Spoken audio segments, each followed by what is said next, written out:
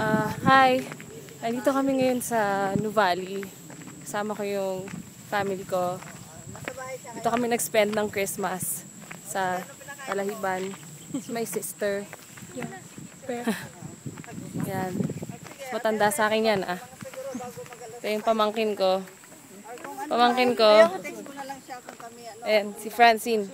Favorite ko yan. Oh, ganda, no? Yes, model. Yung maingay na Bisaya sa likod, nanay ko yon.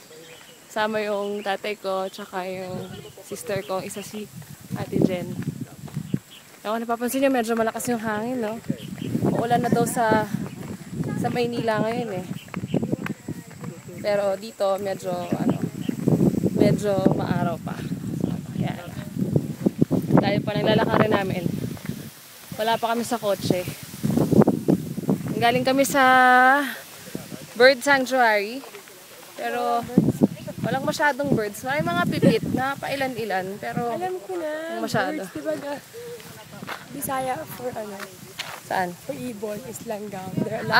Yun. Ibon nga kasi sa Bicol, langgam. Kaya maraming langgam. Pulang langgam. Yan. So, dito sa aking kaliwa, makikita nyo may mga dinedevelop na na mga properties dyan. So, yung Nuvali kasi is a self-sustaining community. So, lahat ng bagay dito halos na pwedeng i-recycle, nire-recycle. Like yung kuryente, yung tubig, yung mga tao.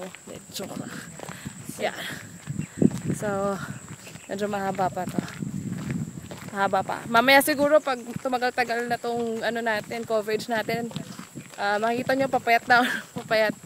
Kasi medyo lakas makaburn ng calories dito eh. Ayan.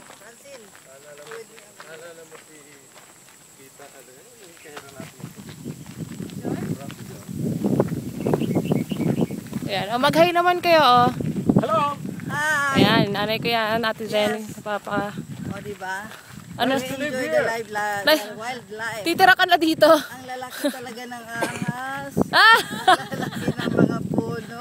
Wow. Ang mga ibon, super laki talaga. Baka walang pupunta dito, masaya may ahas. Ayan, nakatago sila ngayon. Ayaw na mamas. Kaya lumalabas lang yung mga tweet. No pollution here. Yes. Good to live here. So, the snake. Kita nyo naman. Isang buong pamilya na kami nag-endorse. Sige, cut ko muna. Medyo may mamatay ako eh. Wait lang. Bye-bye!